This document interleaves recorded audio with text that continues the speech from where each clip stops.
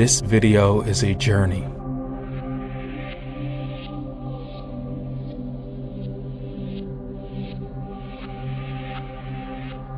This video serves to explain the mechanical behavior of consciousness. It explains how consciousness creates reality and how reality is experienced relative to the general human experience. Quantum mechanics defines quantum behavior, and celestial mechanics defines the behavior of celestial objects. Consciousness mechanics defines and explains the behavior of consciousness. It explains the whys and wherefores of consciousness and the fundaments of reality experience. The ideas presented are based on empirical, self-evident observations. There are no stories and there is no emotional bias. The concepts about reality presented are not here to make you feel good or to think about them in a positive or negative way. They only exist as neutral descriptions about reality and are mechanical definitions created by emergent logic. You can use the information however you choose to feel however you wish to feel, and think however you wish to think. You can use the ideas presented as a remembrance tool to remind yourself how the reality you're experiencing is an illusion. The information presented is merely entertainment. The ideas and concepts provided are all just perspectives. They aren't necessarily true for everyone because truth is a matter of experience and everyone experiences a different reality. However, many people enjoy and can benefit from these notions, which is why they are being expressed in this work. If these topics and ideas interest you, then this information is undoubtedly made for you. The experience of consciousness is the experience of life. It is an odyssey of unending discovery and a wondrous voyage through time. Enjoy your journey down the rabbit hole. As all journeys, this begins with time.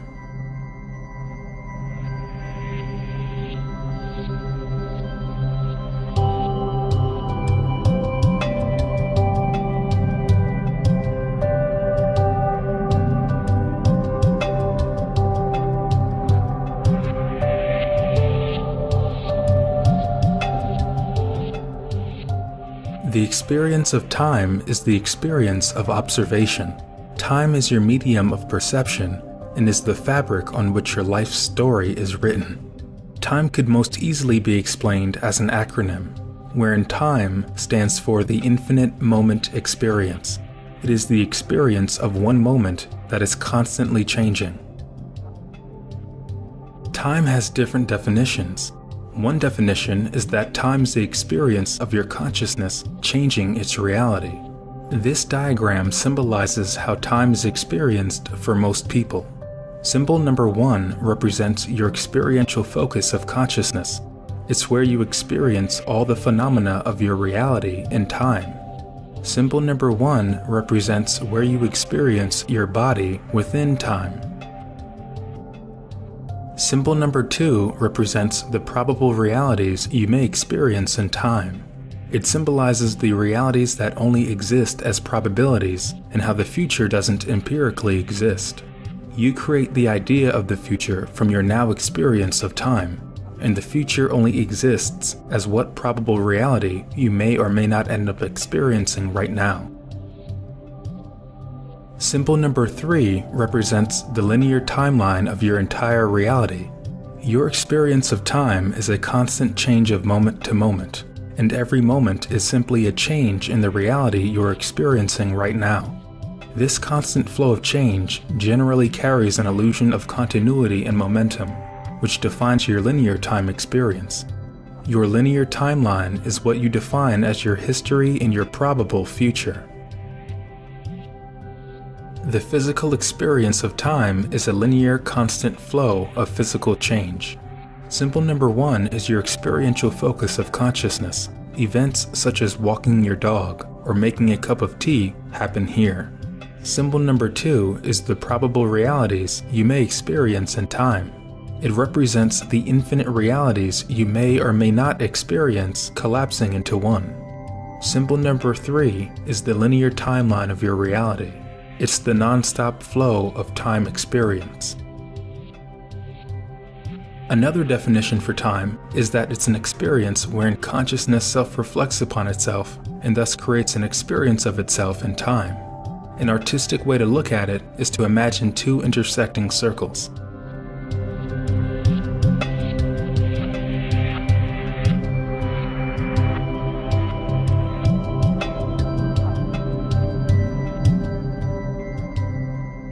Consciousness creates a state of being that generates the illusion of interaction and communication. This state of being is created by consciousness self-reflecting upon its own existence. When consciousness self-reflects upon its existence, it creates the experience of time within itself. This act of self-reflection is perfectly analogous to you looking at your hand and realizing your hand exists. Consciousness observes itself, realizing what it exists as, and this experience is called time. The experience of time is the self-reflection of consciousness. This diagram symbolizes the event of self-reflection that consciousness creates within itself. The two intersecting circles represent the state of consciousness that generates time experience.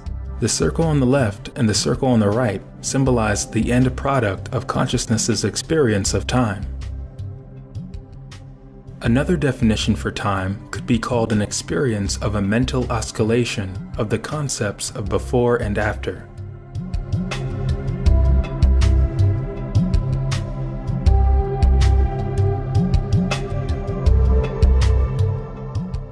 Your experience of time is the subjective rate at which your mind changes its perspective. The mental experience of time is a back-and-forth association of past and future. The past and future are parallel perspectives that are relevant to the observing consciousness's now experience. This can be artistically modeled as a wave or a zigzag, as seen in the diagram. The mental experience of time is an association of past and future in one now moment. Because the moment is constantly changing, in order to ground yourself into an experience of continuity and time identification, you must first create a mental relationship to the ideas of past and future. The phenomena you experience in time exist in relation to other phenomena you experience in time. This mental relationship is an association of past and future. Because only right now exists, and the past and the future are imaginary perspectives, you only experience yourself now in relation to the ideas of the past and the future. This relationship is a mental association, and it could be symbolically represented as a waveform. The idea of your mental time experience being a waveform is not just a cute theory. This is based on actual experience. This is why when people drastically alter their state of mind, either through meditation or drugs, they change their perception of time. When people say they feel high, the frequency rate of their mind experiencing time heightens, and they perceive more information about the past and future in the moment. Their mind speeds up, while their reality speed stays the same, or appears to slow down. This diagram represents the mental relationship of consciousness's experience of time relative to the general human experience. One thing to bear in mind is that time doesn't actually exist unto itself. The illusion of time is created within timelessness.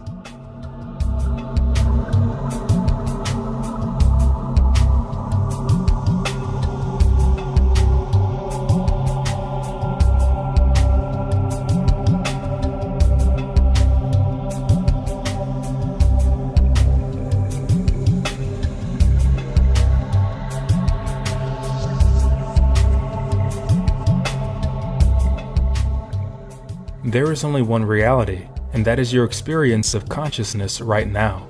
Mechanically speaking, there is no such thing as a parallel reality, because reality is simply an experience of the present. A parallel reality is a colloquial term used to define a specific state of consciousness, which relates to a specific experience in space and time. There is no such thing as a past or future. However, the idea of parallel phenomena, like a parallel Earth or universe, can help explain the changing of your reality right now. It can also help explain why some people have vivid memories, experiences of déjà vu, or imaginings of so-called past lives. Notions of parallel universes, worlds, and other kinds of places are things that exist within your reality. Reality is not the same thing as the objects or forms described within it, so a parallel universe is no more a parallel reality than a parallel shoebox. Parallel phenomena define the time experience of your reality right now. The things in your reality, such as the visible universe, constantly change.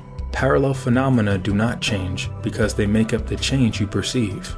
Parallel phenomena could be likened to frozen states of light. You cannot actually perceive one parallel thing unto itself because they create your time experience to begin with. It would be like a flipbook character trying to observe one of its pages. The flipbook character's reality exists through the changing of pages, not through one page. Every moment you exist is a completely new reality and universe. The continuity you experience is mentally created moment to moment. All parallel universes are separate, physically having nothing to do with any other parallel universe. The flow of continuity you experience from parallel universe to parallel universe is a parallel timeline.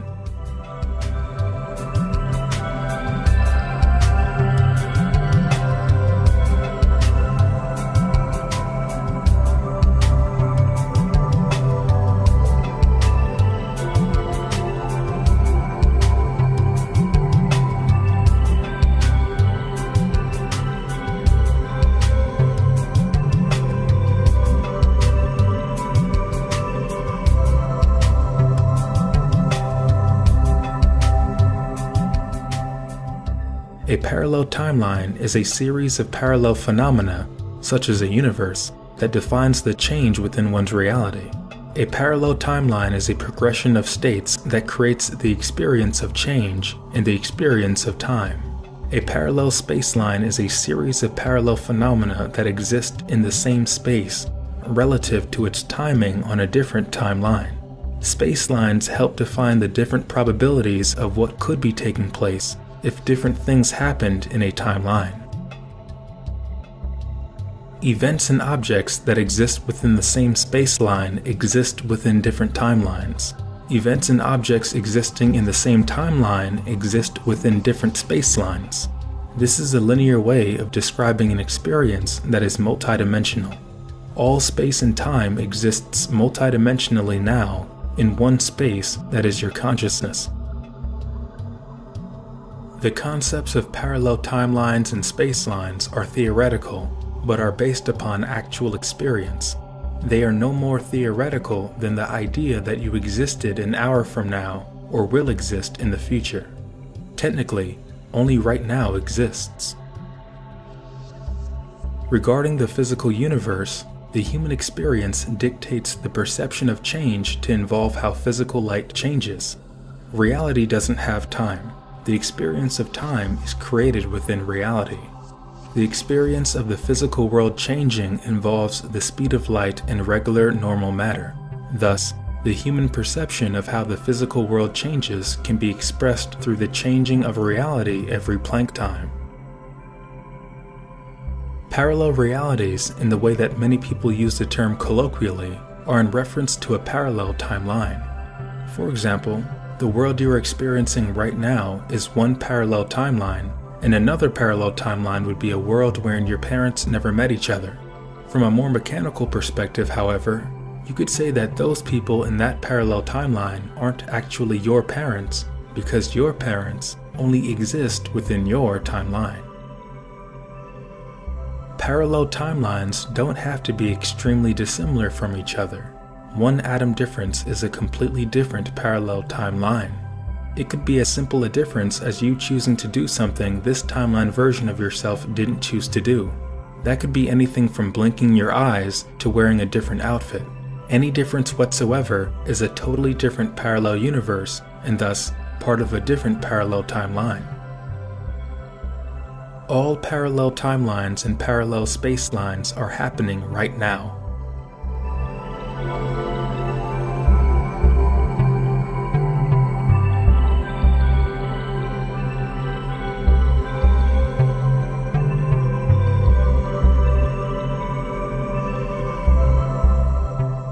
All parallel universes exist right now.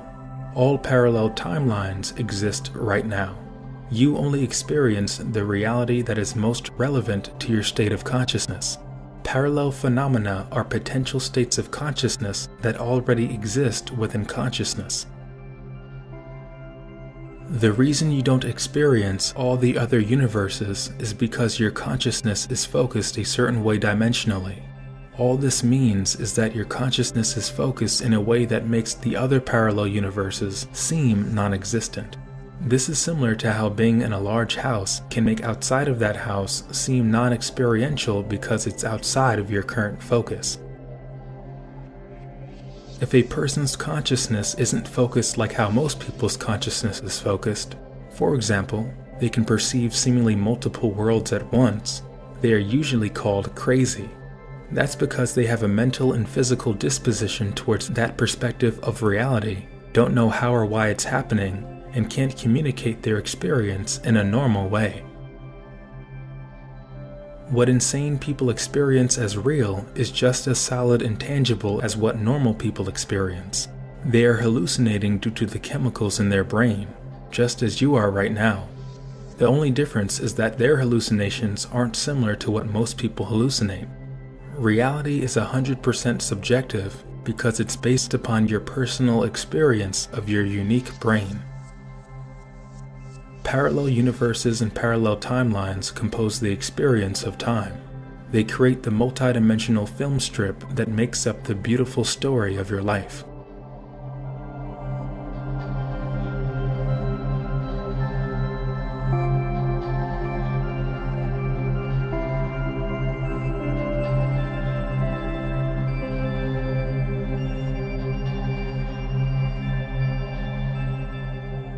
Reality has no change rate, but the things you experience as real do. To define how fast reality changes is arbitrary because time is an illusion. All you can actually do is measure what is changing within reality, and you create that measurement based upon the quality of change of a specific thing.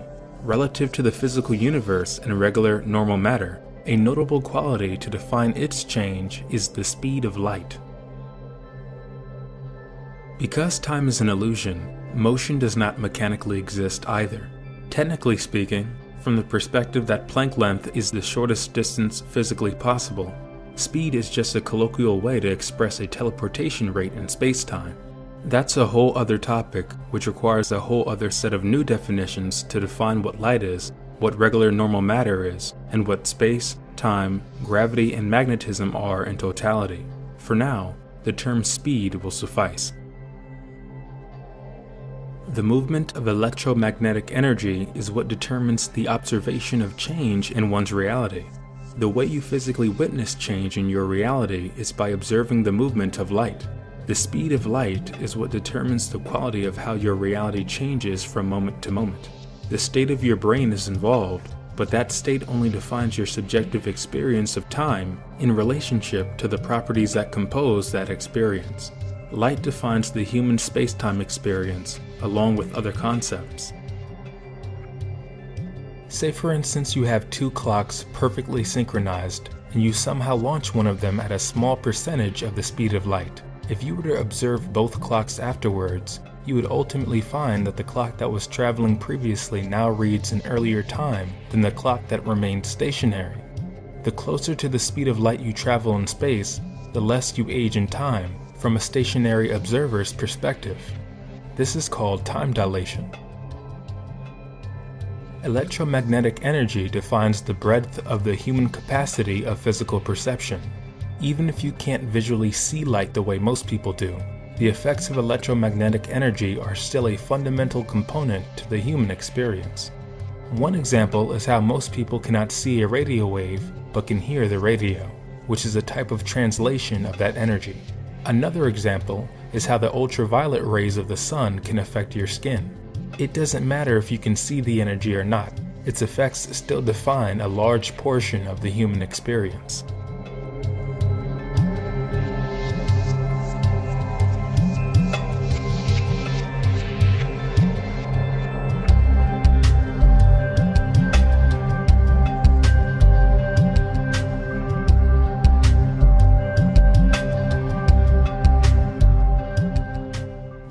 have a diagram that illustrates 1 Planck time as the amount of time light travels 1 Planck length.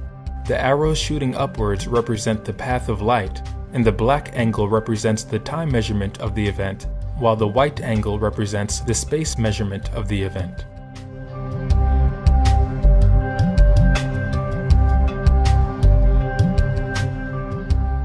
Planck time is a natural unit of measurement used to measure an amount of time. It is similar to seconds or milliseconds, only Planck times are a much smaller amount of time. 1 Planck time equals about 10 raised to the minus 43rd power seconds. Unlike seconds or hours, Planck times are considered natural because they are defined by physical constants, one of them being gravity. 1 Planck time is how long it takes for regular physical matter of the universe to change. No phenomenon composed of regular normal matter or energy is cyclically faster than Planck time to Planck time. The human brain requires billions upon quadrillions of Planck times to create the experience of 1 second. Thus, the action potentials of neurons are a prime example of just how slow our perceivable reality works. Planck time is not defining how fast the brain works to create an experiential reality. It is measuring how fast the physical world in which the brain exists changes. Consciousness is experiencing a physical world that changes every Planck time. How fast the brain works is irrelevant because that only defines what you perceive within the changing of Planck time to Planck time. Planck time defines how fast regular normal matter of your entire physical universe changes, not just how fast you subjectively perceive it to change. Planck time is already based upon what composes your subjective physical experience. Your body is analogous to a measuring device which exists from Planck time to Planck time. How your body perceives time to exist is by definition going to be extremely monumentally slower than Planck time to Planck time. Planck time to Planck time is the rate at which regular matter in physical reality changes. Whatever happens within physical reality is happening at a slower pace. For example, the event of you jumping up and falling back down may take 1 second. Another way to describe that event is to say it took over 18.5 tridecillion Planck times.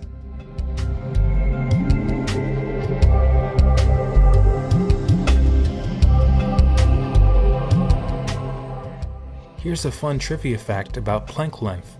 If at every second you placed 1 million Planck lengths across the diameter of a penny, how long would that take?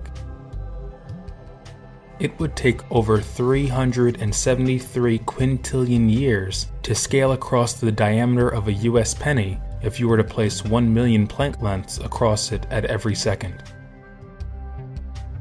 Whether through Planck time or Planck length, certain aspects of human reality perception can be symbolically defined in mathematical terms. Planck time is a very special component in the understanding of the mechanics of reality perception.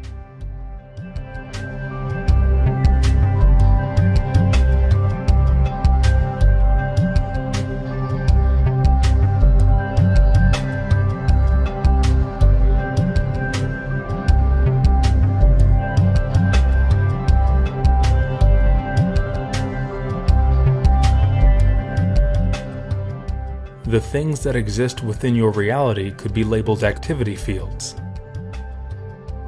An activity field is a defined portion of space-time. It is a sector of your reality that you are defining as a distinct thing. Everything and anything can be defined as an activity field because it is simply a distinct space where something is happening in time. Activity fields don't have to be a specific shape. They are simply a defined portion of space-time. Activity fields are an expression of attraction and repulsion in space-time. With this in mind, space-time could be more accurately termed space-time gravity with magnetism. This will be explained more thoroughly later on. If you examine the physical structure of reality, from the subatomic to the cosmic, you will notice that reality changes in space and time based upon different expressions of attraction and repulsion. Activity fields are defined portions of this attraction and repulsion phenomenon, and the different expressions of attraction and repulsion put the activity in activity fields. Activity fields can be big or small, or wide or thin. An atom is as much an activity field as a grocery store, which is as much an activity field as a universe. Anything and everything can be defined as a field of activity. The smallest physical activity field can be theoretically postulated a Planck sphere.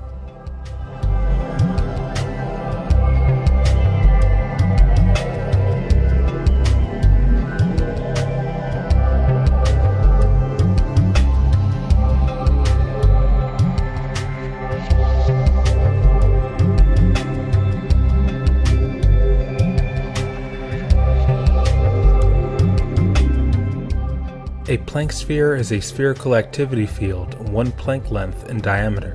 From the perspective that Planck length is the shortest distance physically possible, a Planck sphere represents all possible directions something can move the shortest possible distance, given that movement requires the teleporting through the diameter of a Planck sphere.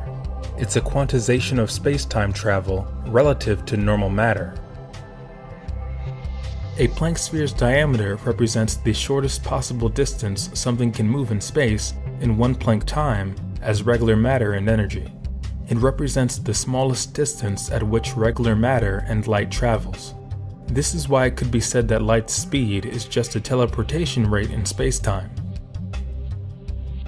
A Planck sphere is not a particle. It is a defined region of space-time.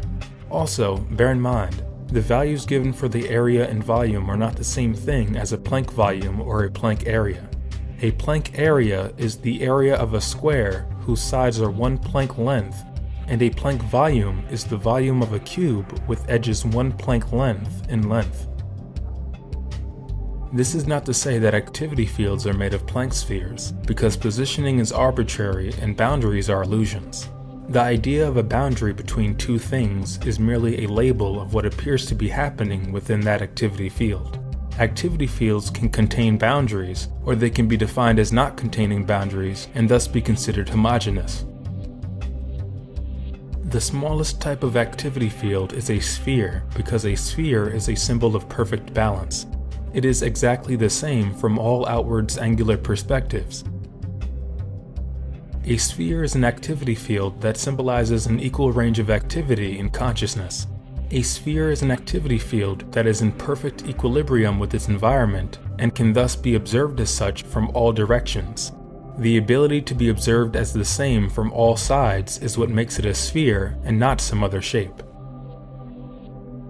The largest type of activity field, relative to the human experience, is the human mind. This is because the human mind is what humans experience as reality in conjunction with a specific brain state. When human consciousness self-reflects upon its own existence, it experiences time. The experience of time is the experience of a mental and brain state, which is why the biggest activity field possible is the human mind, because the mind is what is generating the idea of size and brain to begin with. The reason the mind is not the smallest activity field is because the concept of being small is relative to what exists within the mind, with regard to experiencing a physical universe. Technically, however, all activity fields are an expression of the mind. Thus, the largest and smallest are relative to one's definition of physical and mental phenomena. The human mind works in tandem with the brain to generate what you perceive as reality, no matter what size you perceive it. Together, this defines a state of consciousness.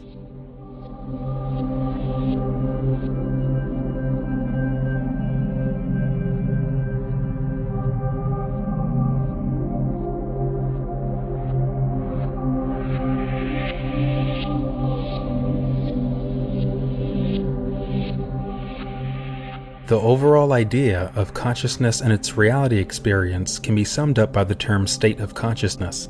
A state of consciousness is a brain state coupled with a mental state. Together, they define the experience you have as real. The state your brain is in determines the state your mind is in, and vice versa. They are actually one total experience of consciousness because time is an illusion. What you experience as reality is dependent upon your state of consciousness. It is the experience of self-awareness you are having in the moment. Your location, your thoughts, your visual environment, and all sensory experiences are an experience of a specific state you are in. Whether you are climbing a mountain or fast asleep having a dream experience, it is all one reality experience of your consciousness. To fully understand the nature of reality, you must first understand the nature of consciousness.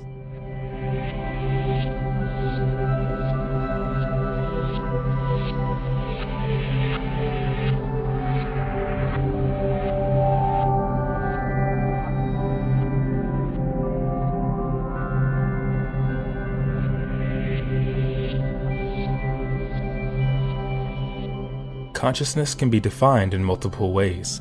Consciousness is that which experiences itself. It is the quality of self-awareness that is a distinct thing unto itself. Consciousness is that which experiences its own reality. Consciousness is the identity of existence. Consciousness is the only thing that can actually be experienced. Consciousness is the only thing that empirically exists. This means that all experiences someone can have must take place within their consciousness.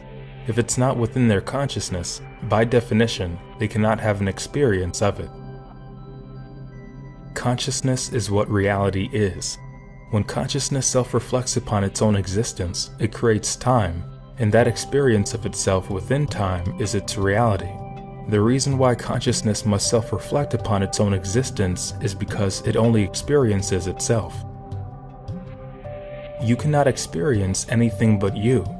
All ideas and concepts of outside of you or separate from you are being created and thus experienced within your consciousness. This is physiologically demonstrated through the fact that what your body perceives as an outward reality is merely a reflection of your nervous system. You are seeing your brain, you are feeling your brain, and you are thinking using your brain. You cannot experience anything but you. This is a physical axiom. This diagram illustrates how the reality you perceive around you is merely an experience you contain within your consciousness. The invisibleness of your reality defines and actually creates the experience of that which is visible. Visible in this context is interchangeable with the concept of that which is observed to be an outer reality.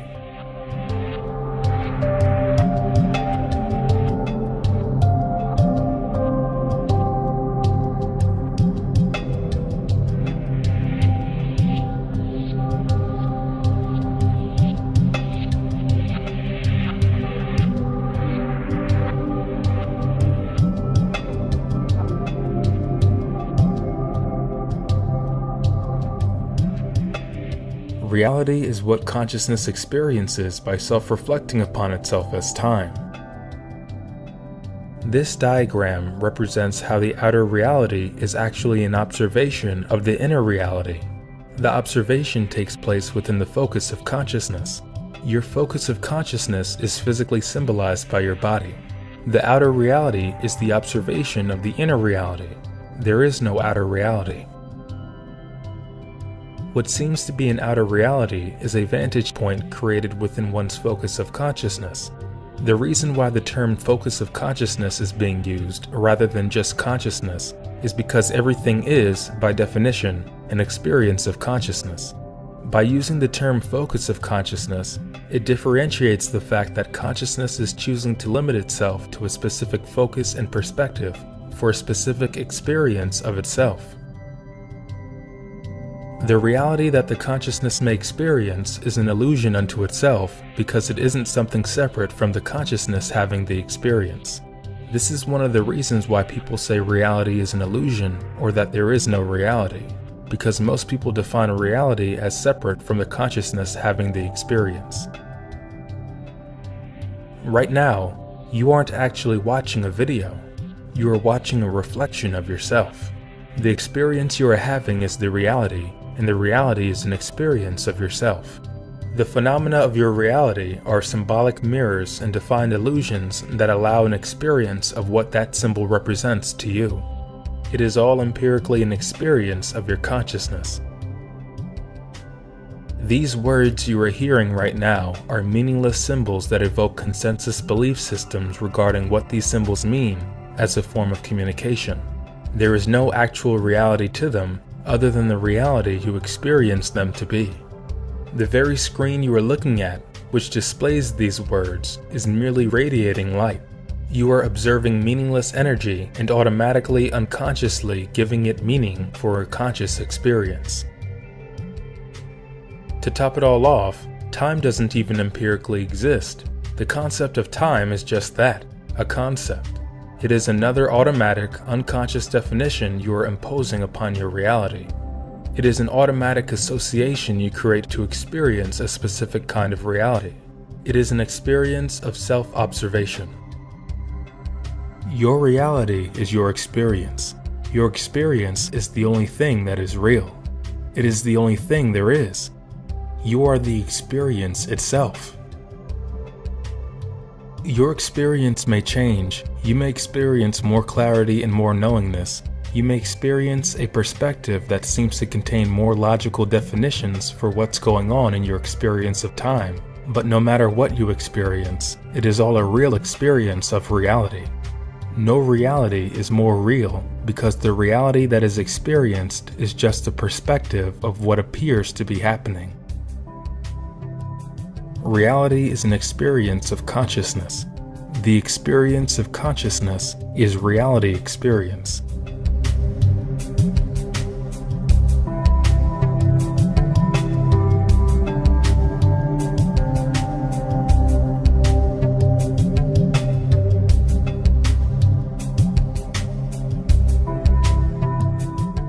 Your physical reality experience is created by symbols. A symbol is something that means nothing unto itself, but is given meaning for an experiential relationship. That relationship defines the observer's experience of that particular symbol. Symbols allow a focus of consciousness to have a special experience of the information contained within. Symbols are the expression of multidimensional information within consciousness. All information corresponds to some physical symbol. This is dictated by the human experience, given that all human experiences correspond to a brain state. Everything within the physical world is a symbol, including the different forms of communication. Even right now, you're hearing a voice, but a voice is just another form of noise. What's being said right now doesn't actually mean anything. You are giving it your meaning for your experience. Someone might hear this and become offended and angry. Someone else might become delighted. What the different people are hearing is their own mind and their own thoughts, using this voice as a symbol for the thoughts they already contain. Symbols such as text define a large portion of how most people realize information within themselves. This diagram illustrates just how meaningless common text symbols are. The left group of symbols shows text that is commonly used in English. The center group shows the same text directly translated into a variety of different cultures, containing text that ranges from ancient Egyptian numerals to Latin. The right group of symbols is even more arbitrary and doesn't have very much social context. It is there to show that the other symbols are just as meaningless and just as make-believe.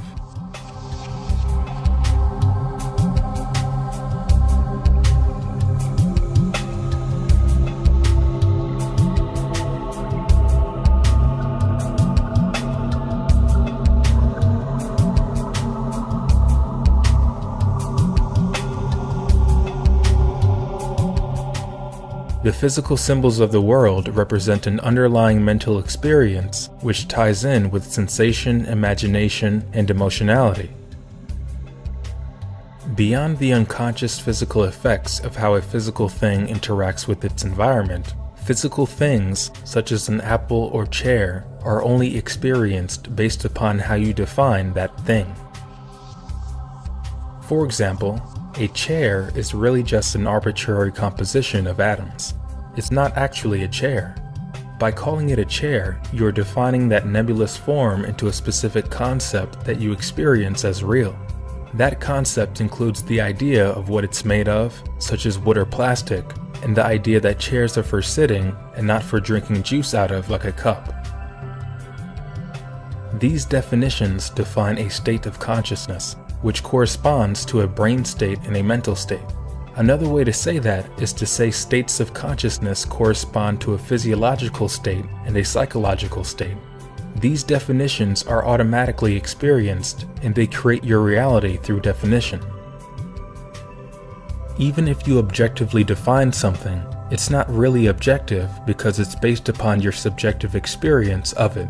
Definitions in this context are multidimensional. They define your space-time experience relative to the information you observe, which translates into senses.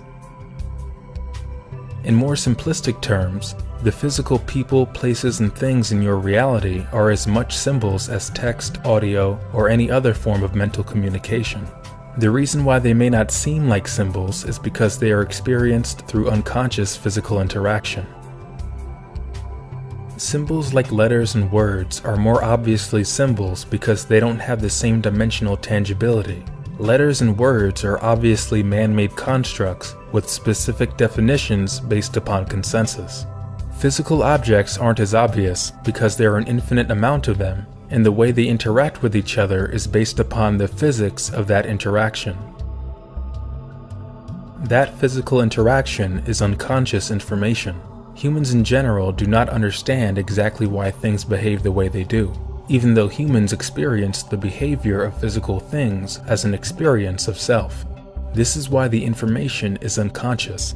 Concepts such as the natural sciences are attempting to consciously explain the unconscious information that defines the physical human experience.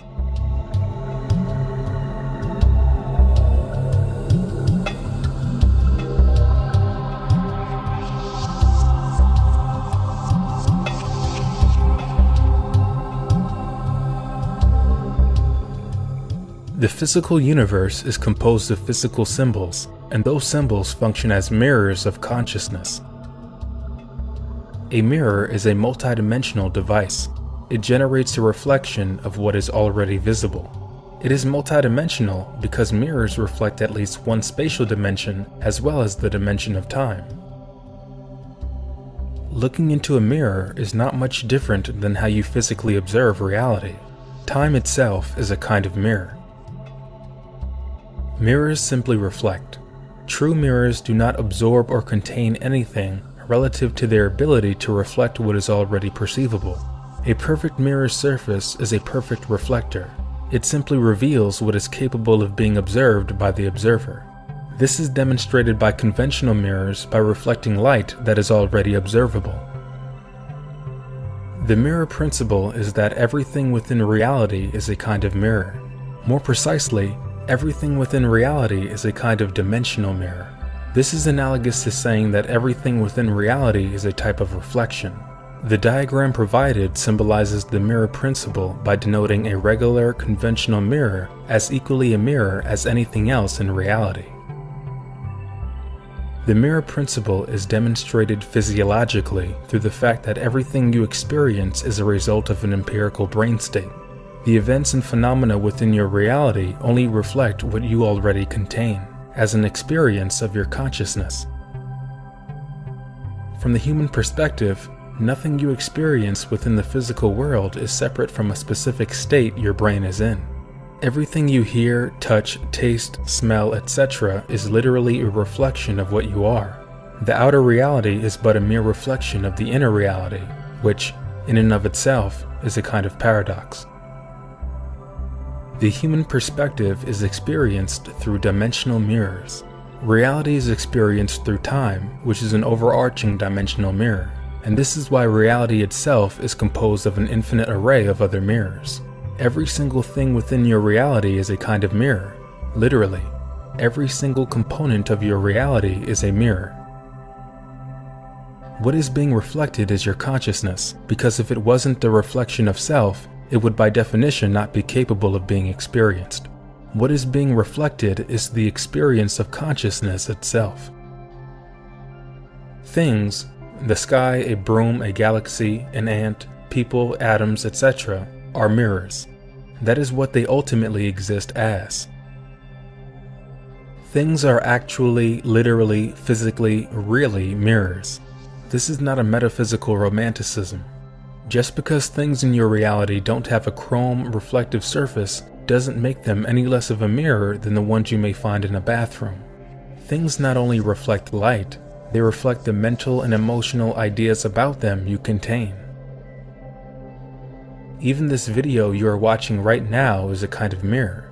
Letters and words are meaningless symbols you give meaning as a form of consensus belief called language.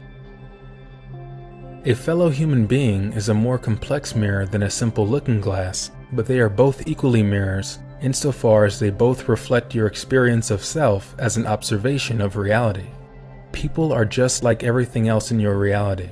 They are mirrors of consciousness that reflect yourself back to yourself for an experience.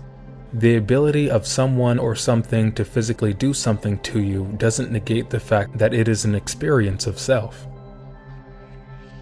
Conventional mirrors are only called mirrors because they show you, in the most obvious way possible, that they are mirrors. Other things in your reality are usually not called mirrors because it's not as obvious to people that they are mirrors.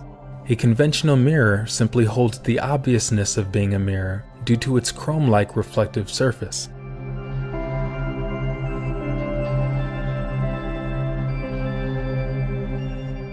The diagram provided symbolizes the fact that a simple, everyday, conventional mirror is no less a mirror than the everyday space-time mirror you experience as reality.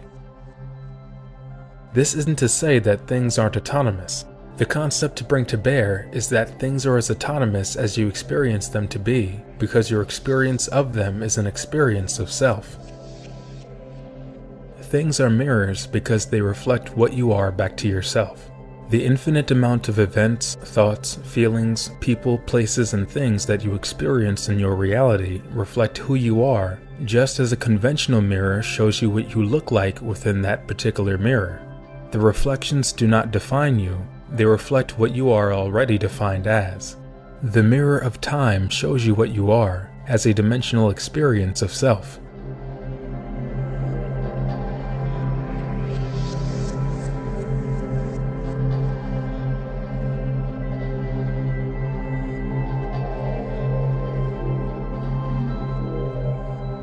Infinity is the state of being limitless. To be infinite is to have absolutely no limitation with regard to a specific quality. The state of being infinite is the state of being impossible to measure or quantify as finite. It is that which has no end, no limit, and no bounds whatsoever in its quality of existence. Infinity is a concept that is heavily embedded within reality experience. Almost all the components that generate an experiential reality are infinite in some way, shape, or form. Reality itself is an expression of an infinite amount of probabilities and possibilities collapsing into one ultimate experience. That one ultimate experience keeps changing, which thus makes it infinite in quality as well. Time itself is infinite. There may be a limitation to how fast the phenomena in your reality change, but that limitation is only there to create a limited experience and a fixed focus within an unlimited reality. Artistically speaking, the things in your reality that change at a certain rate can be likened to a canvas of which a painting is painted on. It defines the infinite amount of expression that is possible within your reality. The experience of time is still infinite in quality, albeit may be symbolically defined as finite. Within infinity, you will only find more infinity, even if it may appear to be finite. The concept of that which is finite is a definition imposed upon how something that is inherently infinite looks. The concept of something being finite is a definition which defines something as finite. The thing itself is only as finite as you define it to be. This is because the thing is an individuated expression of an infinite amount of other things. Because it is all one reality experience, things are only as finite as you define them to be. Reality itself is infinite in quality, so whatever thing you define as finite within reality is only as infinite or finite as you define it to be. Reality itself is an experiential definition. The idea of reality being infinite in quality relates to the fact that you can have an infinite amount of experiences of it. The quality of being infinite, with regard to probability and possibility, is the quality of being complete. No experience is missing because there is no limit. The diagram above symbolizes the basic concept of infinity.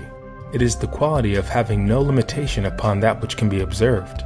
Any number you can imagine upon the number line exists just by being able to imagine it. The act of looking for it will always produce the outcome of it being found because it is an aspect of infinity. The numbers on the number line have no end. This is analogous to reality experience, wherein the act of choosing to observe a particular phenomenon will always produce the outcome of observation.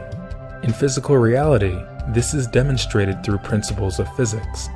For example, if you choose to observe throwing a ball up in the air, you must physically take a ball and throw it up in the air. In this model, the zero works as a kind of mirror, reflecting everything by being defined as nothing. In simple terms, the zero defines all the other numbers on the number line by being nothing. It's a balance point that reflects the other balance point that is infinity. This is analogous to the human experience of time, wherein you only experience one moment that is always changing. The one moment you experience can be likened to the zero's relationship to infinity. The moment goes away before you can actually realize it. Time takes place in the zero now moment. The zero now moment, however, always changes based upon an infinite array of experiences collapsing into one zero now moment. The quality of being infinite is natural to reality. Reality itself is an experience of probability and possibility. Right now is all there is, and is always changing as an experience of time. It is not capable of being limited because it is infinite. The concept of any limitation or any beginnings and endings are always contained within that which is unlimited.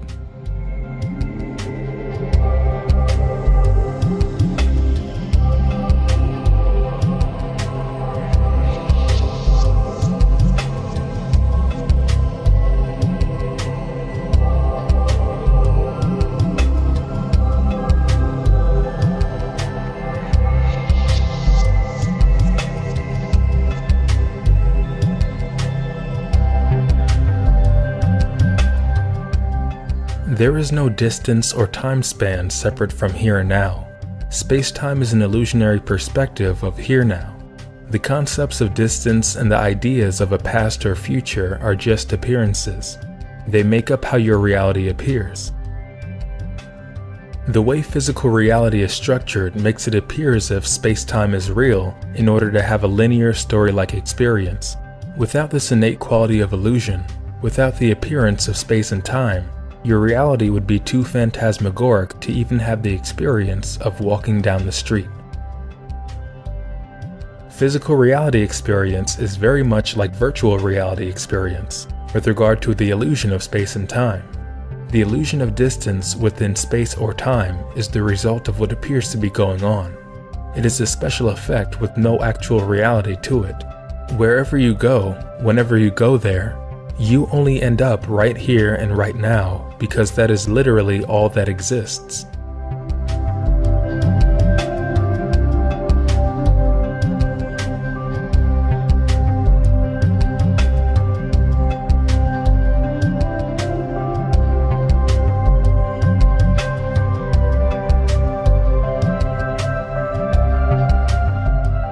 Space-time is like a dimensional flipbook.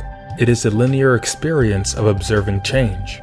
The fingers that flip the pages of a flipbook are analogous to your consciousness going from parallel universe to parallel universe, generating the illusion of time experience.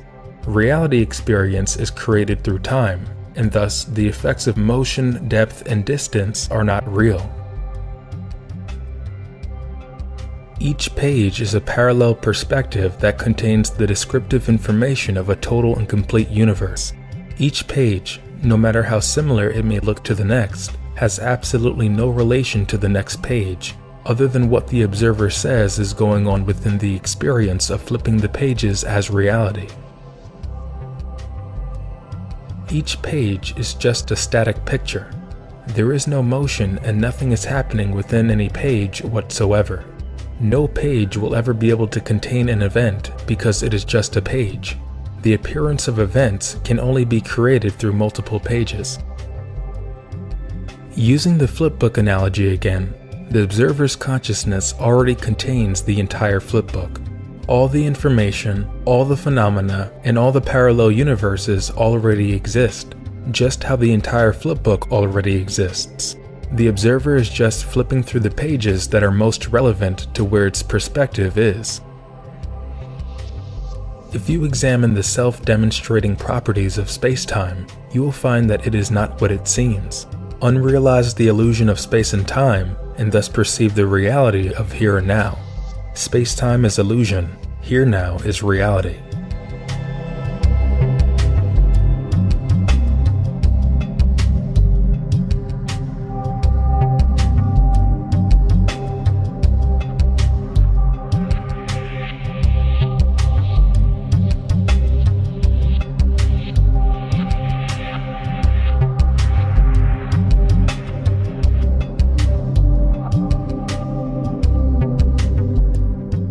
This diagram illustrates the nature of the here and now, the here now.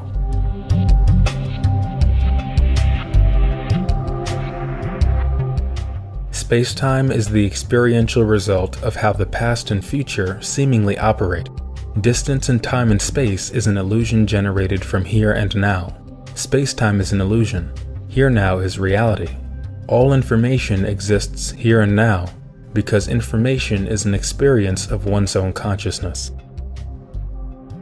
Within the here now, you only experience one perspective that constantly changes, and each perspective is a format of your existence. You are experiencing the totality of your existence from a distinct perspective. The diagram presented symbolizes this experience.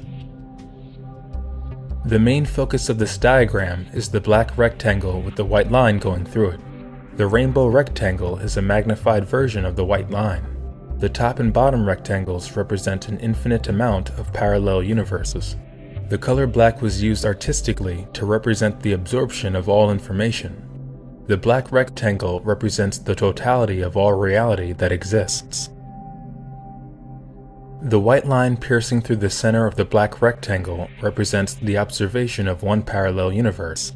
It symbolizes the perspective of the here now that humans observe. The rainbow rectangle represents what is contained within that white line. White light is analogous to the rainbow spectrum, thus, rainbow is used.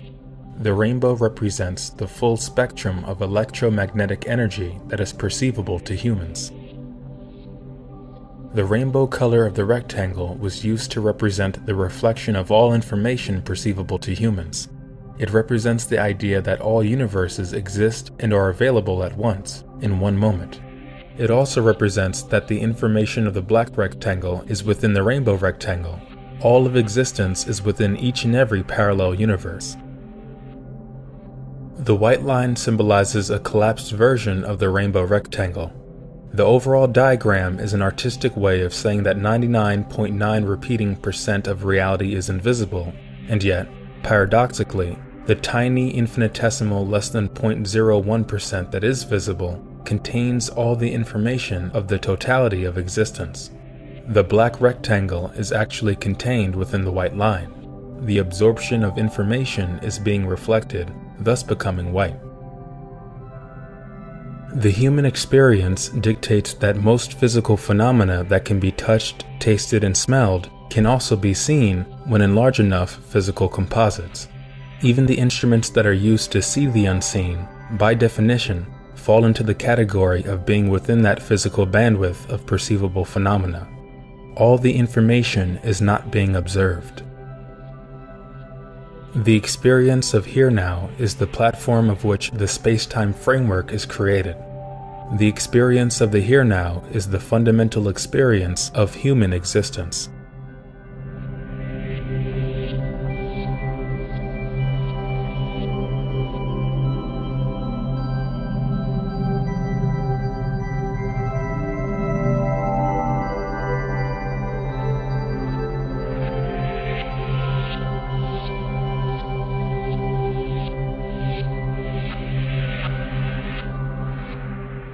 Existence generates all experiences of consciousness as existence. This is not about theories regarding how our physical universe came into existence, This is about the primordial attribute that is existence itself. This concept of existence can be used to describe how anything exists. Whether you are talking about a loaf of bread, a galaxy, a caterpillar, or a mountain, if it exists, then it holds the attribute of existence being described. There is only existence. Non-existence does not exist. Existence can only do two things. Existence can only exist, and existence can only change. Non-existence can only do the opposite. It can only not exist, and it cannot change.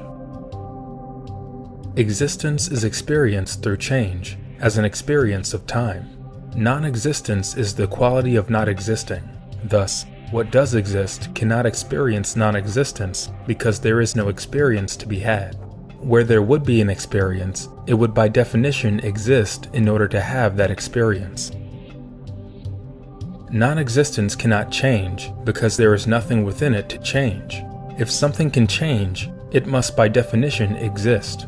Existence cannot transform into non-existence because transformation is the act of something that exists, changing how it exists. The concept of existence going into non-existence is a non sequitur. It is mechanically invalid. Something that exists can only change. However, it cannot change into something that no longer exists. The concept of no longer existing is mechanically invalid within the context of physical phenomena. Technically, the only thing that can no longer exist is an experiential perspective of your reality. By definition, you cannot have the same perspective twice, because no matter how similar it may seem, the quality of it being a second time differentiates it from the first time you had that perspective. Still, having a different perspective is merely the experience of change. The experience of perception itself is still in existence. Existence cannot go to or come from somewhere or something. This is because space-time is an illusion. The idea of distance in space and time is where the concepts of coming from or going to originate. If you remove the space-time framework, those concepts are no longer relevant. The idea of going somewhere or coming from some place is based upon the illusory perspective of space-time. It is an erroneous perspective of change. If something exists, it always has and always will exist because time is an illusion.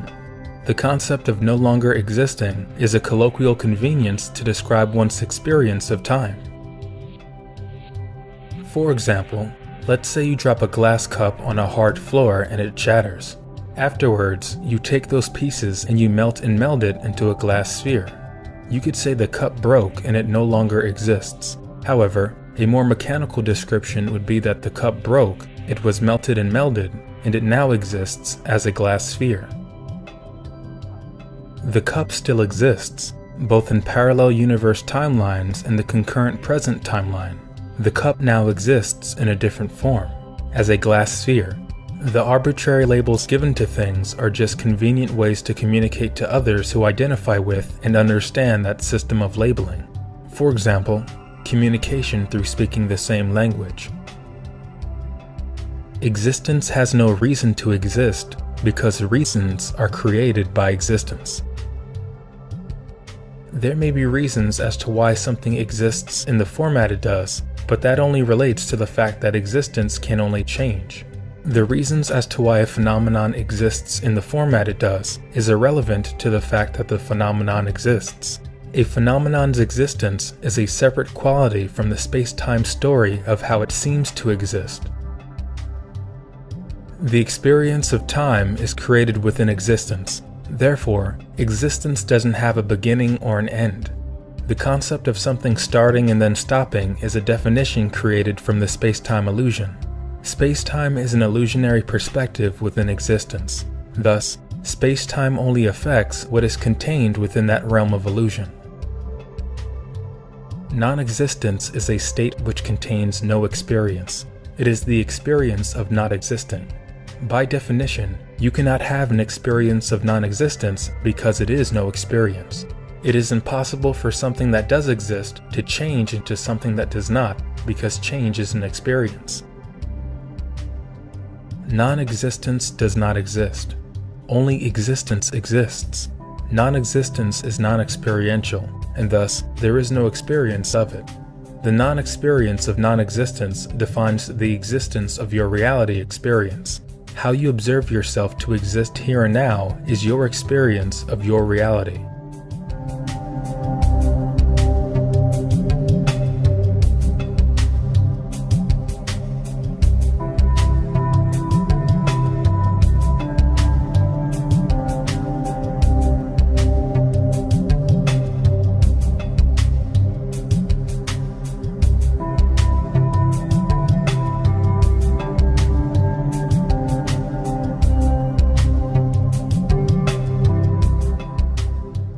Reality experience is created by constant instant transformation, and that transformation is called change.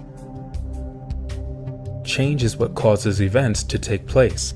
The perception of change is what creates your experience of time. Within reality, nothing ever stays the same. There is only change.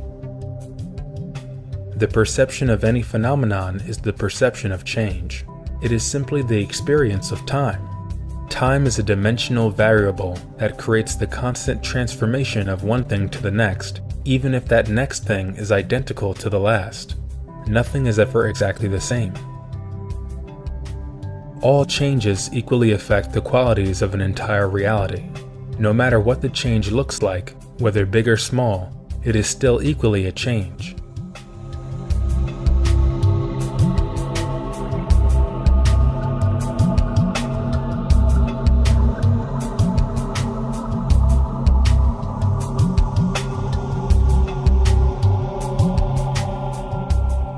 One change in the components of a system creates a totally different system. One system cannot be another system, no matter how similar or identical they may appear. This is because a system is a whole thing, being called a system for easy and detailed communication. Every single phenomenon is unique and cannot be duplicated in reality. However, things can be replicated. Things cannot be duplicated because things, people, places, objects, etc., contain position as an aspect of what they are. The time and space in which something exists is an aspect of the description that defines the thing itself. If you change one variable of something, it is no longer that thing. This is why nothing ever stays the same. The dimensional variable of time changes from moment to moment. Thus, nothing can ever contain the exact same description as something else. Everything in your reality is constantly changing, and the quality of change that occurs relates to probability.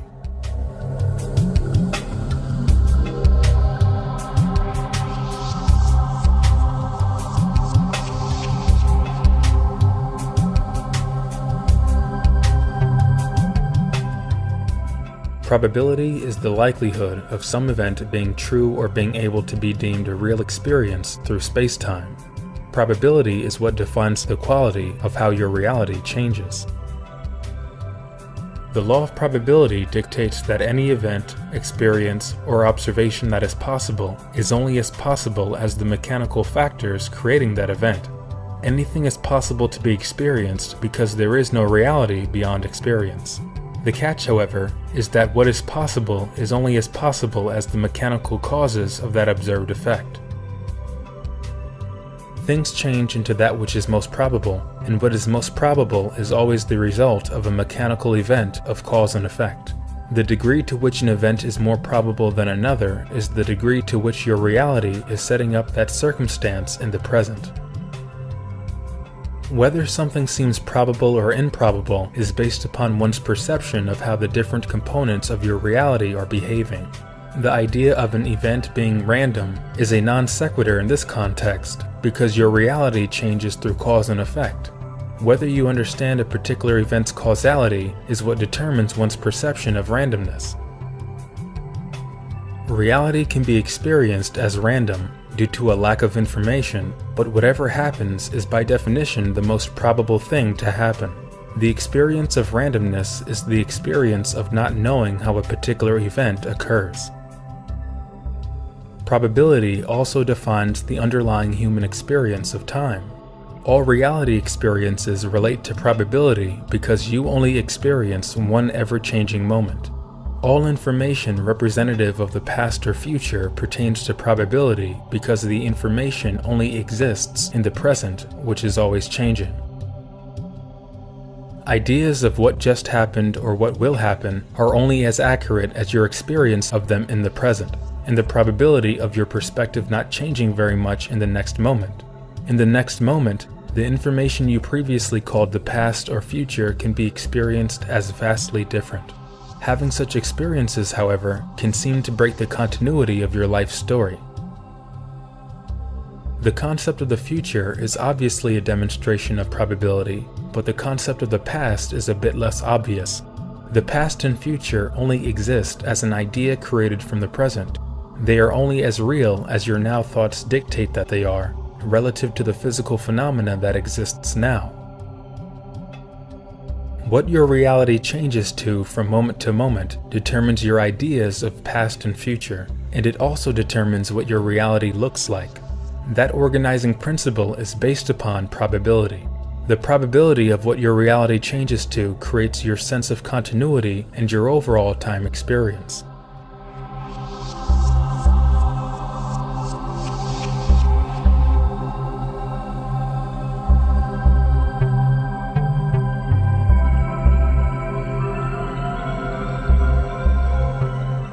The structure of a reality experience is continuously discontinuous.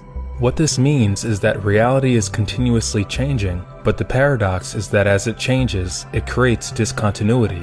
Change itself is the experience of discontinuity. The experience of continuity is an illusion created using the discontinuity of your reality structure.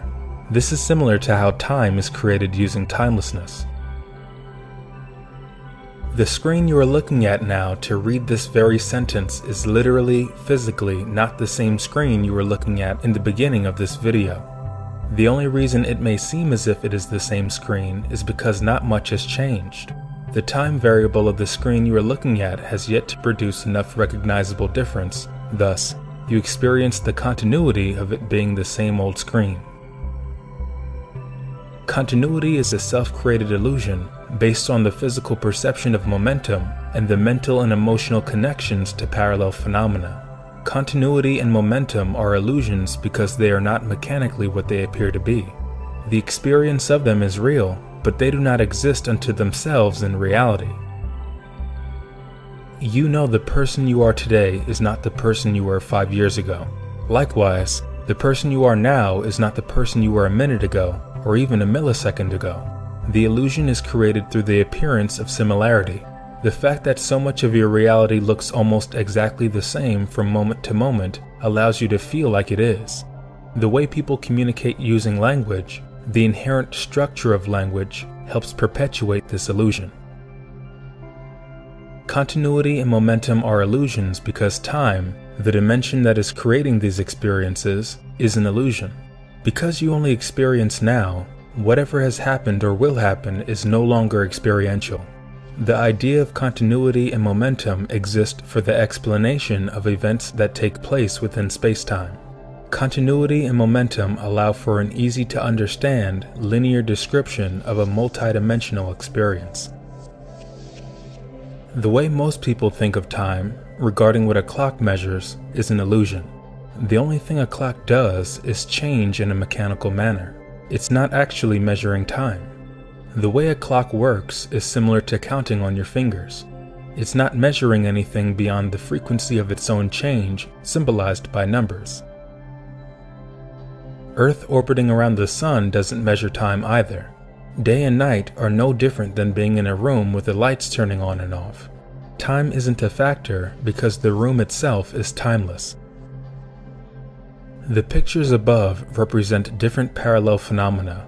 They do not mechanically lead from one to another. Within the illusion of time, they can appear to lead from one to another. One parallel phenomenon is one single experience involving no motion or change. When the dimensional variable of time is added, the separate parallel phenomena appear related. No parallel phenomenon affects another whatsoever. They are separated by their unique dimensional qualities. The experience of time is what connects the parallel phenomena to be experienced one after another in linear succession. Humans, having a specific mental capacity that allows for the creation of this illusion, can make the choice to identify themselves in the moment with parallel phenomena of the past and the future. That is what the experience of continuity and momentum is. Only one universe can be experienced at a time. However, some universes can contain the information of multiple perspectives and even other universes. Such an experiential universe could be colloquially called a multiverse. Continuity is illusion. Discontinuity is reality.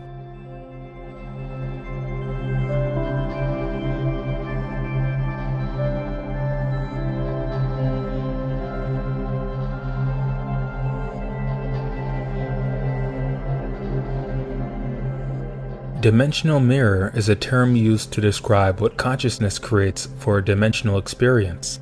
Dimensional mirrors are what reflect your reality experience in a specific way. These experiences of reality are being called mirrors because they reflect your consciousness to yourself. Dimensional mirrors reflect your consciousness the same way a glass mirror reflects the light of the room you are in, and thus allows you to perceive what you look like within that mirror. Dimensional mirrors are what consciousness creates within itself to experience itself in a certain state. The reflection of consciousness is the reality you perceive. For example, time could be said to be an overarching dimensional mirror. It is a mirror that can contain other mirrors. Humans experience the dimensional mirrors of their reality in threes.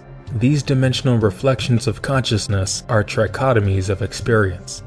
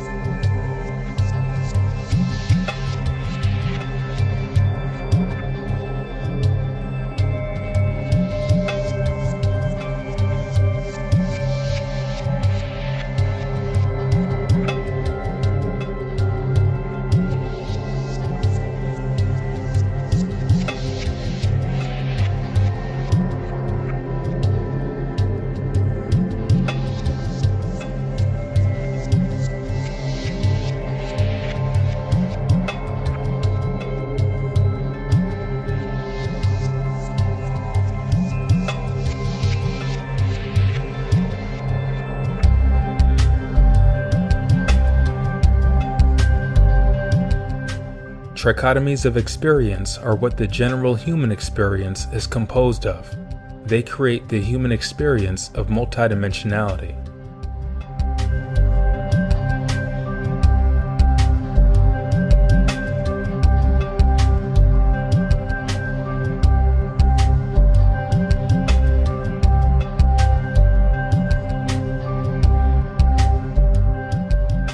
One popular trichotomy of experience is space-time gravity with magnetism. Commonly referred to as space-time gravity with magnetism is the fundamental experience consciousness creates that allows for interaction with an outer reality. Space, time, and the experience of attraction and repulsion are the mediums responsible for all physical phenomena. All events you perceive take place in time, and space and gravity are also connected to that perception. The experience of space is defined by experiences of distance, physical separation, volume, and size. The experience of time is defined by your consciousness self-reflecting on how and where it exists. It is defined by how you define the story of your life. Your dimensional experience of time is your experience of change, motion, feeling, and the overall momentum and continuity of your reality. The experience of gravity and magnetism is defined by experiences of resonance, mechanical interaction, causality, and the concept of physical forces. The word gravity is being used because gravity universally affects all physical phenomena. This is a dimensional experience because the reality consciousness experiences is one reality, and thus, it is one thing experienced through space and time based on interactive forces.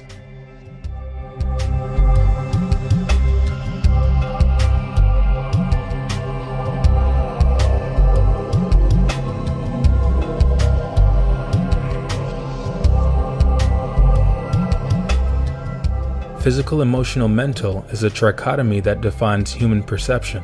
The physical world is perceived how you feel and think about it, and how you feel and think determines what kind of physical world you perceive. The physical experience relates to your experience of the outer reality illusion. The physical experience is based off of your experience of the physics of the world around you. It is the experience of the chemistry, biology, and mechanical processes of particles, waves, and energy.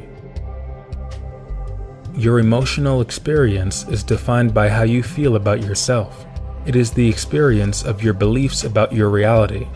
Your emotional reality is the feeling sensation of who and what you believe yourself to be. The experience of the mental phenomena of your reality is the perspective you have of the physical.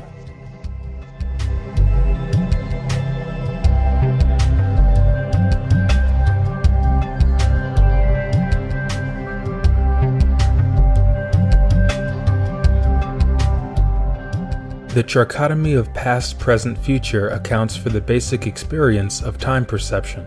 The past and the future do not empirically exist. However, they are perspectives that create the present. The past and the future only relate to the present and vice versa. You only experience the present. However, the present is only in relation to the concept of past and future. Your experience of the present is a definition you create in the present regarding the past and future. Empirically, you cannot prove the existence of the past or the future because they are just convenient labels to explain a multidimensional experience of time. You cannot ever experience the past or the future because they do not exist. You can only experience the present as a trichotomy of past, present, future.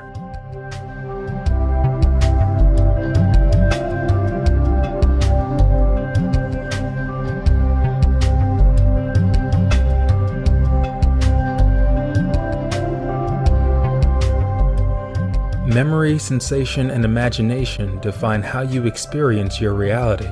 Your memory and imagination are what you use to define your now experience of reality. Your now experience of reality is what you energetically feel your existence as.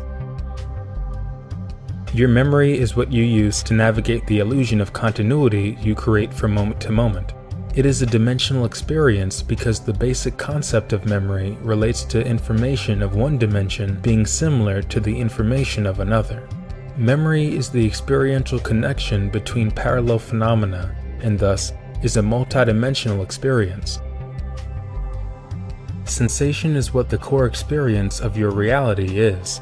Your feelings are the actual result itself of your existence. The sensations you experience are what you exist as in relation to what you perceive your reality to be. Imagination is your experience of multidimensionality itself. This is why imagination is connected to sensation and memory. Your reality is literally what you imagine it to be in the moment. This is not exactly the same concept as what people might say they imagine or believe to be true. The dimensional experience of imagination is a visceral experience of consciousness. This is beyond what people like to talk about. Imagination connects you to anything and everything. However, there is obvious limitation dictated by the human experience. The human brain is, by definition, designed to experience imagination in a specific format relative to the physical world. Imagination connects logic to illogic, the visible to the invisible, and allows for the perception of probable parallel phenomena you may experience in time. Imagination is not just an experience of arbitrary thoughts of fantasy. Imagination is the conduit that allows for multidimensional perception. It shows you that you are more than just physical parts as a consciousness. Imagination is the creation and perception of new information, which is why it is connected to memory and sensational experience. Imagination is creativity. All human creations, such as the screen you are looking at, along with the English language you are hearing this in, originated from someone's imagination. You may have noticed by now that many of the trichotomies overlap and complement each other. Your experience of space relates to the past and the physical because space is defined by the light that is reflected in time from the present. The physical world you perceive is always a reflection of the past and is always just a memory. The physical world is literally a reflection of the past. It is literally an ever-changing memory. Your mental reality uses the experience of attraction and repulsion through emotional resonance. You constantly imagine and think about the things you are attracted to. When you physically take action on the things you are mentally attracted to, like gravity, you pull yourself towards that imagining of your future. Your present reality is your experience of time. That present experience is who and what you feel yourself to be. Your present experience of time is the sensational reality of your own existence. All human experiences are fundamentally a trichotomy. Even some of the trichotomies are composed of smaller trichotomies. A perfect example is space-time gravity with magnetism. Space is a trichotomy of width, depth, and height. Time is a trichotomy of past, present, and future. And gravity with magnetism is a trichotomy of attraction, inertia, and repulsion. Trichotomies of experience are your perception of dimensions. The trichotomies of experience are so fundamental and basic, they account for all dimensional experiences a human can have.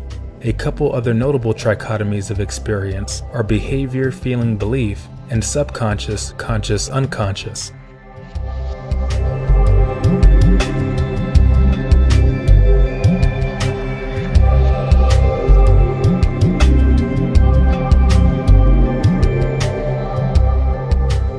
The ego is an experience of self that consciousness creates to comprehend its other dimensional experiences. The ego is the observer. It is what consciousness experiences to identify its experience of space-time. Your ego is your consciousness's identity and navigator of the physical world. It's your experience of being in a flipbook of three-dimensional space.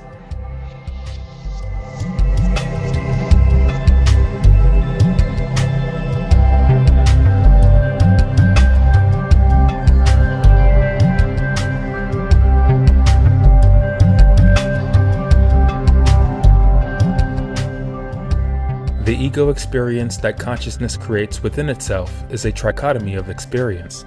The trichotomy consists of belief, emotion, and behavior, and could more aptly be called a dynamic persona. Because your persona, the person you believe and express yourself as, is only experienced in time, it constantly changes. The person you are right now is not the person you were a year ago or even a second ago. The persona you experience yourself as is dynamic. It is in constant flux.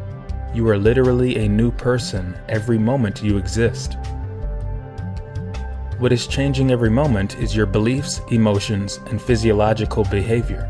Your behavior is always changing because you are in a constant state of motion. Your very heartbeat is testimony to this axiom.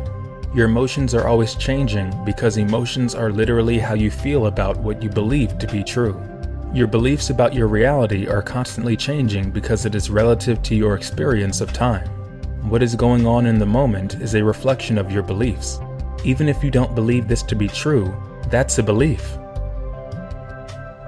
The person you are now was never and will never become the parallel universe versions of yourself that exist within time and space.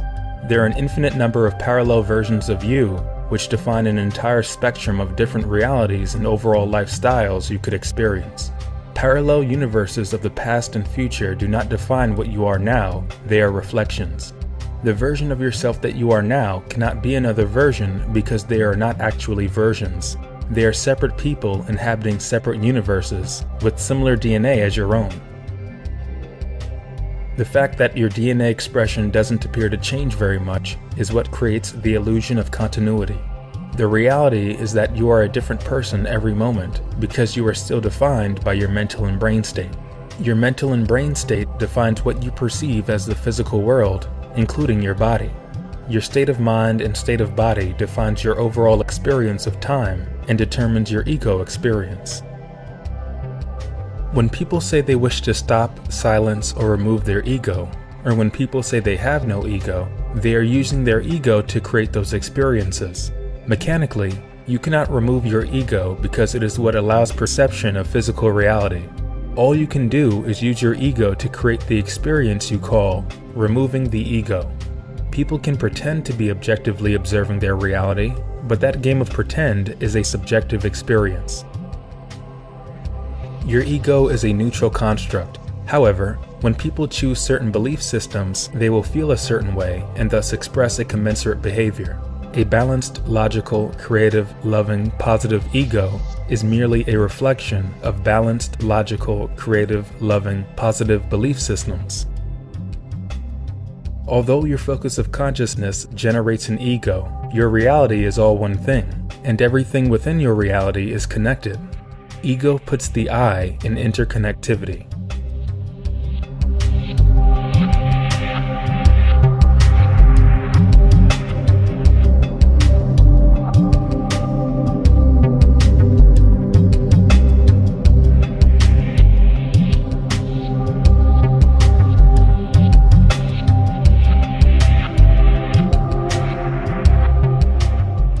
All things are interconnected. Everything is one reality experience. The term interconnected is being used to denote that everything is connected to everything, as opposed to the idea that some things are only connected to some things. As abstract as it may sound, this is a self-demonstrating physical axiom. The idea of everything being connected is a core component to the experience of the physical universe. The observer of one's reality is only observing one experience per moment, no matter what that experience may be. Whatever is observed is an experience of one observer, and thus one ever-changing multidimensional reality. Whatever is observed relates to whatever has been or will be observed because it is another perspective of the same existing observer. Different things are connected to each other by the fact that they are literally the same one thing. The fact that they are the same thing, but with a different experience, is what connects them. The observation or realization of connectivity is the conscious recognition of the oneness of seemingly separate phenomena. This experience of interconnectivity is demonstrated on a mental level, wherein you experience events, continuity, coincidence, or synchronicity in your life. This experience is also demonstrated on a physical level, wherein physical phenomena only exist as separate relative to their characteristic behavior. If the material construct of a chair behaved like a dog, exactly, from atom to atom, it would by definition be a dog. The difference between a dog and a chair is the observation of that phenomenon as such. This principle can be applied to any physical thing. What makes a chair and a dog is its expression of materiality. The reason why the term behavior is being used is to imply how physical material substances, such as atoms, are constantly in motion. Everything affects everything because it is all one thing. Reality changes in totality, so whatever you are choosing to do is by definition affecting the entire universe. Whether that effect appears big or small is an illusion, because all effects are equal in size, and you cannot compare universal timelines from the linear human perspective.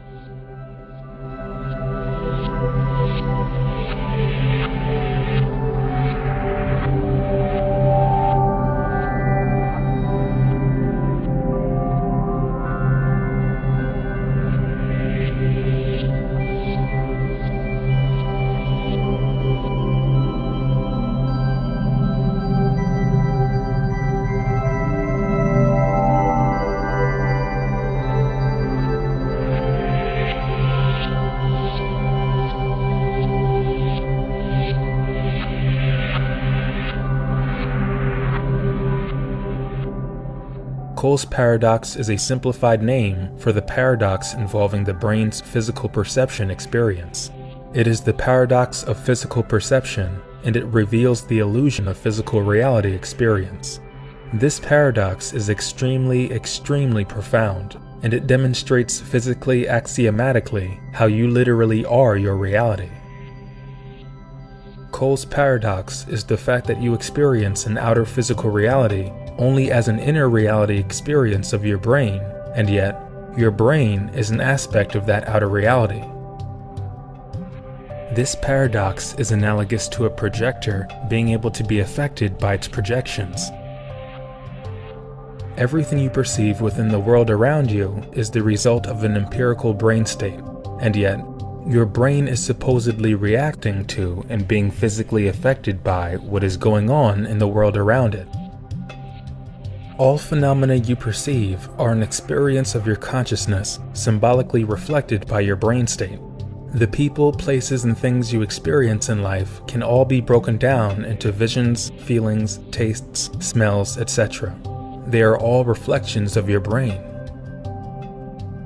The paradoxical nature of the brain is that all the supposed autonomous people, places, and things are being experienced as the brain itself. Your brain is literally talking to itself, feeling itself, smelling itself, and yet at the same time it is not. The world in which your brain exists is literally being experienced as your brain. You cannot actually perceive a physical reality that does not reflect a specific brain state. The land, the sky, the sun, the moon, and all of the universal cosmos are literally a reflection of you. They are experiences you are having of yourself. If you were not the universe, you by definition would have no experience of the universe. The universe is a meaningless term used to describe an experience of the brain.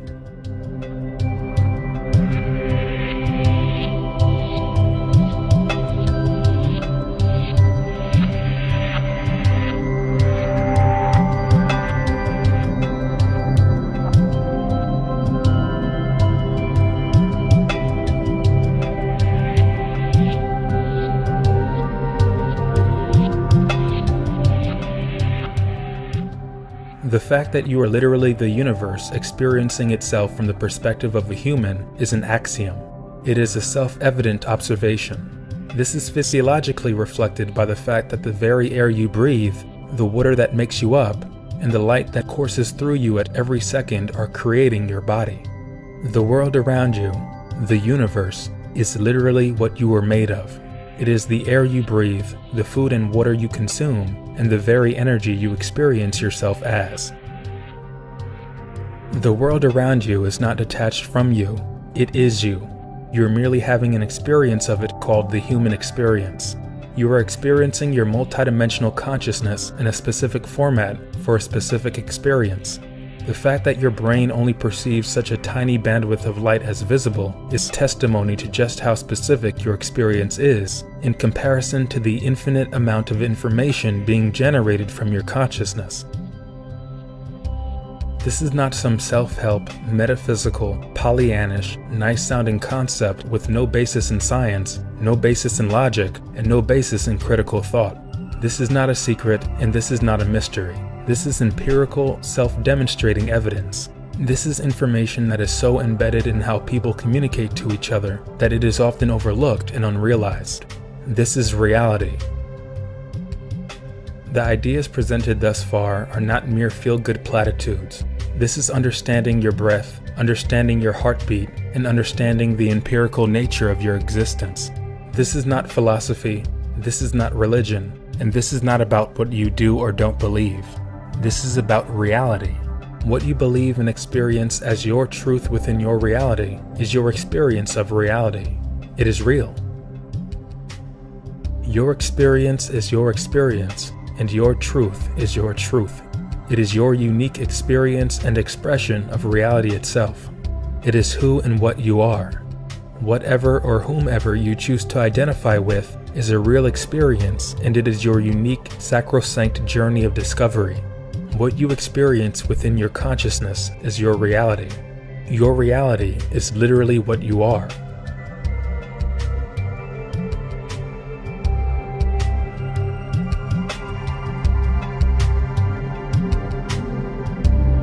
You are the universe.